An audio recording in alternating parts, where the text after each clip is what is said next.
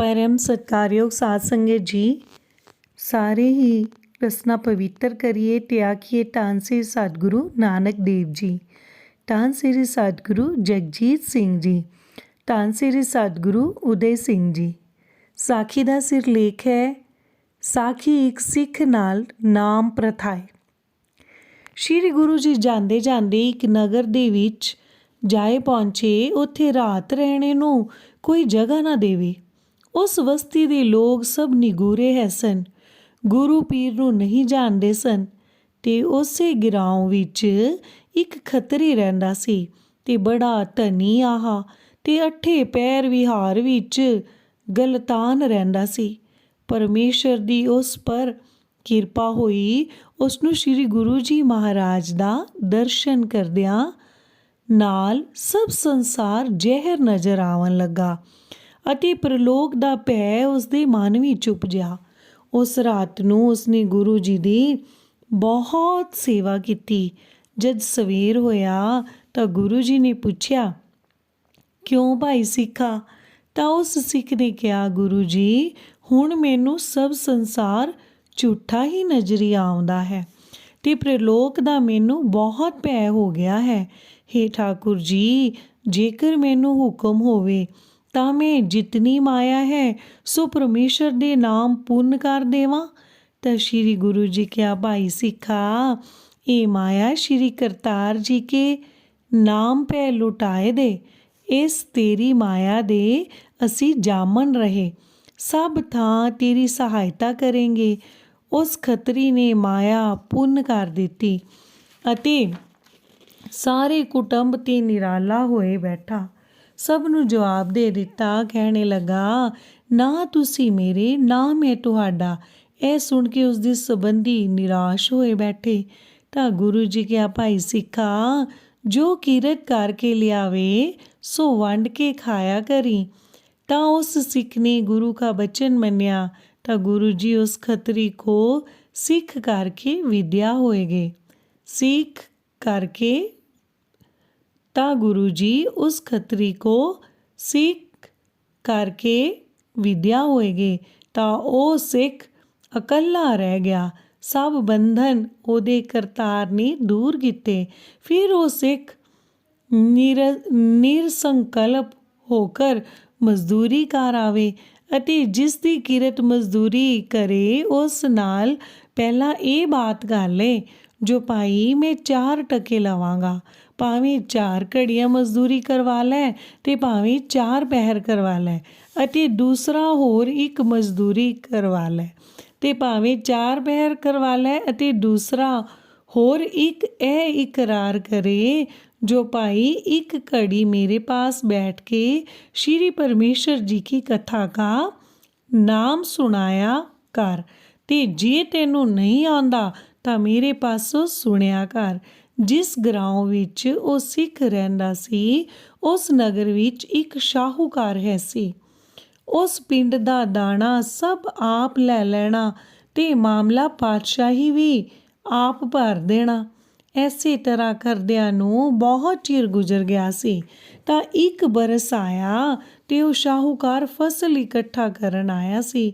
ਜਾਂ 5-7 ਦਿਨ ਗੁਜ਼ਰੇ ਤਾਂ ਉਸ ਸ਼ਾਹੂਕਾਰ ਦੇ ਘਰੋਂ ਚਿੱਠੀ ਆਈ। ਉਸ ਚਿੱਠੀ ਵਿੱਚ ਇਹ ਲਿਖਿਆ ਹੋਇਆ ਸੀ ਕਿ ਸ਼ਾਹ ਜੀ, ਇਹ ਕਾਗਜ਼ ਵੇਖਦਿਆਂ ਘਰ ਨੂੰ ਚੱਲੇ ਆਉਣਾ। ਜੇ ਪਾਣੀ ਦਾ ਘੁੱਟ ਪੀਵੋ ਤਾਂ ਤੁਰ ਕੇ ਪੀਣਾ। ਜੇਕਰ ਕੋਈ ਕੰਮ ਜ਼ਰੂਰਤ ਦਾ ਹੋਵੇ ਤਾਂ ਉਹ ਕੰਮ ਫੇਰ ਕਰ ਲੈਣਾ, ਪਰ ਘਰ ਨੂੰ ਤੁਰ ਆਉਣਾ, ਦੇਰ ਨਹੀਂ ਕਰਨੀ। ਉਸ ਸ਼ਾਹੂਕਾਰ ਚਿੱਠੀ ਪੜ੍ਹ ਕਰ ਉਸ ਪਿੰਡ ਦੇ ਚੌਧਰੀ ਨੂੰ ਸਦਵਾਏ ਕੇ ਆਖਿਆ, ਪੰਚ ਜੀ, ਮੇਰੇ ਘਰੋਂ ਸੁਨੇਹਾ ਆਇਆ ਹੈ ਤਾਂ ਮੈਂ ਘਰ ਨੂੰ ਜ਼ਰੂਰ ਜਾਣਾ ਹੈ। ਮੇਰੇ ਨਾਲ ਇੱਕ ਆਦਮੀ ਦੇਵੋ ਤਾਂ ਮੈਨੂੰ ਘਰ ਛੱਡ ਆਵੇ ਤੇ ਬਾਕੀ ਹਿਸਾਬ ਮੈਂ ਆਣ ਕੇ ਕਰਾਂਗਾ। ਤਾਂ ਅੱਗੋਂ ਚੌਧਰੀ ਬੋਲਿਆ, ਸੁਣੋ ਸ਼ਾਹ ਜੀ, ਤੁਹਾਡਾ ਘਰ ਇੱਥੋਂ 14 ਕੋਹਾਂ ਉੱਪਰ ਹੈ ਅਤੇ ਰਸਤੇ ਵਿੱਚ ਦਰਿਆ ਹੈ ਤੇ ਬਹੁਤ ਬੇਲਾ ਹੈ। ਤੁਹਾਨੂੰ ਆਪਣੀ ਜਾਨ ਨਹੀਂ ਲੋੜੀਦੀ। ਤੁਸੀਂ ਇਸ ਵਕਤ ਤੁਰਦੇ ਹੋ, ਪਰ ਤੁਸਾਂ ਸਵੇਰੇ ਜਾਵਣਾ ਤਾਂ ਮੈਂ ਕੋਈ ਆਦਮੀ ਦੇਵਾਂਗਾ। ਪਰ ਉਸ ਸ਼ਾਹੂਕਾਰ ਨੇ ਕਿਹਾ, ਪਰ ਸਰਪੰਚ ਜੀ, ਮੇਰੇ ਘਰੋਂ ਚਿੱਠੀ ਬੜੀ ਤਗੀਦ ਦੀ ਆਈ ਹੈ ਤੇ ਮੈਂ ਹੁਣੇ ਹੀ ਜਾਣਾ ਹੈ। ਤਾਂ ਚੌਧਰੀ ਨੇ ਦੇਖਿਆ ਕਿ ਸ਼ਾਹੂਕਾਰ ਨਹੀਂ ਰਹਿੰਦਾ, ਤਾਂ ਪੰਚ ਨੇ ਆਖਿਆ, ਸ਼ਾਹ ਜੀ ਤੁਸੀਂ ਇੱਥੇ ਠਹਿਰੋ, ਮੈਂ ਤੁਹਾਨੂੰ ਆਦਮੀ ਦਿੰਦਾ ਹਾਂ। ਉਹ ਸ਼ਾਹੂਕਾਰ ਉੱਥੇ ਖੜੋ ਗਿਆ ਤੇ ਉਹ ਚੌਧਰੀ ਉਸ ਸਿੱਖ ਮਜ਼ਦੂਰ ਵੱਲ ਗਿਆ ਤੇ ਉਸ ਮਜ਼ਦੂਰ ਸਿੱਖ ਨੂੰ ਜਾ ਕੇ ਆਖਿਆ, ਭਾਈ ਸਿੱਖਾ, ਮਜ਼ਦੂਰੀ ਕਰਨੀ ਹੈ ਤਾਂ ਚੱਲ ਤੈਨੂੰ ਕਾਰ ਦਸੀਏ। ਤਾਂ ਉਹ ਸਿੱਖ ਗੁਰੂ ਗੁਰੂ ਆ ਕੇ ਉੱਠ ਖਲੋਤਾ ਅਤੇ ਨਾਲ ਚੌਧਰੀ ਦੇ ਚੱਲਿਆ ਤੇ ਸਾਹ ਦੇ ਪਾਸ ਲੈ ਆਂਦਾ। ਤੇ ਚੌਧਰੀ ਨੇ ਆਖਿਆ, ਲਓ ਸ਼ਾਹ ਜੀ, ਇਹ ਮਜ਼ਦੂਰ ਹੈ, ਤੁਹਾਡੇ ਨਾਲ ਜਾਵੇਗਾ ਤੇ ਘਰ ਛੱਡ ਆਵੇਗਾ। ਤਾਂ ਸ਼ਾਹੂਕਾਰ ਨੇ ਆਖਿਆ, ਭਾਈ ਮੇਰਾ ਬੁਚਕਾ ਚੁੱਕ ਲੈ। ਤਾਂ ਸਿੱਖ ਨੇ ਆਪਣੀ ਸੁਭਾਅ ਮੁਤਾਬਿਕ ਕਿਹਾ, ਸ਼ਾਹ ਜੀ ਮੈਂ 4 ਟਕੇ ਹੀ ਲਵਾਂਗਾ। ਤਾਂ ਸ਼ਾਹੂਕਾਰ ਨੇ ਆਖਿਆ, ਭਾਈ ਸਿੱਖਾ ਤੂੰ 4 ਟਕੇ ਹੀ ਲੈ ਲਵੀਂ। ਤਾਂ ਉਹ ਦੋਵੇਂ ਜਣੇ ਉੱਥੋਂ ਤੁਰ ਪਏ। ਤਾਂ ਆਪਣੇ ਮਨ ਵਿੱਚ ਕਹੇ ਸੂ ਕਿ ਤ੍ਰਿਗ ਮੇਰੀ ਕਮਾਈ ਨੂੰ, ਜਿਸ ਪੇਟ ਦੇ ਧੰਦੇ ਵਾਸਤੇ ਸ਼੍ਰੀ ਪਰਮੇਸ਼ਰ ਜੀ ਦਾ ਨਾਮ ਹੀ ਭੁਲਾ ਦਿੱਤਾ। ਇਹ ਵਿਚਾਰਾ ਕਰਕੇ ਉਸ ਸਿੱਖ ਨੇ ਸ਼ਾਹੂਕਾਰ ਨੂੰ ਆਖਿਆ, ਭਾਈ ਮੈਂ ਨਹੀਂ ਜਾਂਦਾ, ਤੂੰ ਆਪਣਾ ਬੁਚਕਾ ਆਪ ਹੀ ਚੁੱਕ ਲੈ। ਤਾਂ ਸ਼ਾਹੂਕਾਰ ਨੇ ਕਿਹਾ, ਕਿਉਂ ਭਾਈ ਸਿੱਖਾ, ਤੂੰ ਦਿਲਗੀਰ ਕਿਉਂ ਹੁੰਦਾ ਹੈ? ਤੂੰ ਮੈਨੂੰ ਘਰ ਪਹੁੰਚਾਏ ਦੇ ਤਾਂ ਮੈਂ ਤੈਨੂੰ ਹੋਰ ਟਕਾ 2 ਟਕੇ ਦੇ ਦੇਵਾਂਗਾ, ਤੂੰ ਮੇਰੇ ਨਾਲ ਚੱਲ।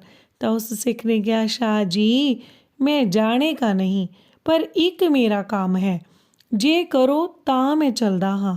ਜੋ ਕੋਈ ਸ਼੍ਰੀ ਪਰਮੇਸ਼ਰ ਦੇ ਨਾਮ ਦੀ ਗੱਲ ਸੁਣਾਏ, ਜੇਕਰ ਤੈਨੂੰ ਨਹੀਂ ਆਉਂਦੀ ਤਾਂ ਮੇਰੇ ਪਾਸੋਂ ਸੁਣ। ਤਾਂ ਸ਼ਾਹੂਕਾਰ ਨੇ ਕਿਹਾ, ਭਾਈ ਮੈਂ ਤੈਨੂੰ ਪਰਮੇਸ਼ਰ ਦੀ ਕਥਾ ਸੁਣਾਉਂਦਾ ਹਾਂ। ਤਾਂ ਉਹ ਸ਼ਾਹੂਕਾਰ ਲੱਗਾ ਸੁਣਾਉਣ ਤੇ ਉਹ ਸਿੱਖ ਲੱਗਾ ਸੁਣਨ। ਤਾਂ ਸ਼੍ਰੀ ਕਰਤਾਰ ਜੀ ਦੇ ਗੁਣਾਵਾਦ ਲੱਗੇ ਕਰਨ।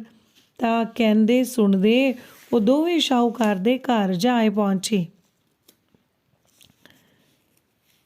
ਤਾਂ ਸ਼ਾਹੂਕਾਰ ਆਪਣੇ ਕੁਟੁੰਬ ਨੂੰ ਮਿਲਿਆ ਅਤੇ ਜਿਸ ਵਾਸਤੇ ਸੰਬੰਧੀਆਂ ਬੁਲਾਇਆ ਸੀ ਉਹ ਵਾਰਤਾ ਕੀਤੀ।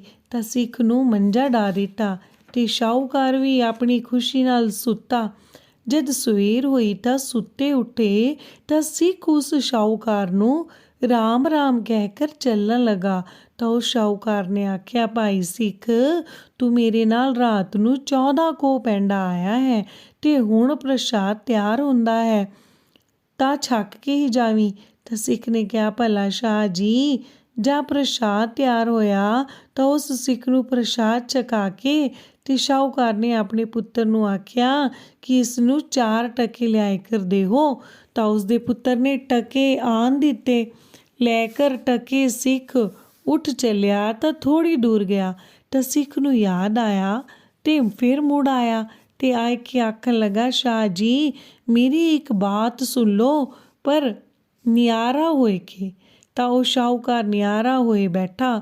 ਜਾਂ ਉਸ ਸਿੱਖ ਨੇ ਕਿਹਾ, ਸ਼ਾਹ ਜੀ ਤੇਰੀ ਉਮਰ ਕਿਤਨੀ ਕੁ ਬਰਸਾਂ ਦੀ ਹੈ? ਤਾਂ ਉਹ ਸ਼ਾਹੂਕਾਰ ਨੇ ਕਿਹਾ, ਭਾਈ ਮੇਰੀ ਉਮਰ 60 ਬਰਸਾਂ ਦੀ ਹੋਈ ਹੈ। ਤਾਂ ਉਸ ਸਿੱਖ ਨੇ ਕਿਹਾ, ਸ਼ਾਹ ਜੀ ਤੂੰ ਆਖਦਾ ਹੈ ਜੋ ਮੇਰੀ 60 ਬਰਸਾਂ ਦੀ ਉਮਰ ਹੈ ਅਤੇ ਉਸ ਪਰਮੇਸ਼ਰ ਦੇ ਘਰ ਵਿੱਚ ਤਾਂ ਤੇਰੀ ਸਭ ਗੈਰ ਹਾਜ਼ਰੀ ਹੀ ਹੈ, ਪਰ ਉੱਥੇ ਤਾਂ 4 ਘੜੀਆਂ ਹੀ ਕਬੂਲ ਪਈਆਂ ਹਨ। ਪਰ ਸ਼ਾਹ ਜੀ ਇੱਕ ਗੱਲ ਮੇਰੀ ਸੁਣ, ਸ਼ਾਹ ਜੀ ਤੇਰੀ ਉਮਰ ਸਭ ਹੋ ਚੁੱਕੀ ਹੈ, ਅੱਜ ਤੋਂ 7 ਦਿਨਾਂ ਨੂੰ ਤੂੰ ਕਾਲਵਾਸ ਹੋ ਜਾਣਾ ਹੈ। ਤਾਂ ਤੈਨੂੰ ਧਰਮਰਾਜ ਕਹੇਗਾ, ਇਸ ਦਾ ਫਲ ਪਹਿਲਾਂ ਲੈਣਾ ਹੈ ਕਿ ਪਿੱਛੋਂ? ਤਾਂ ਕਹੀਂ ਜੀ ਮੈਨੂੰ 4 ਘੜੀਆਂ ਸੱਚਖੰਡ ਵਿੱਚ ਸੰਤਾਂ ਦਾ ਦਰਸ਼ਨ ਕਰਵਾ ਲਵੋ।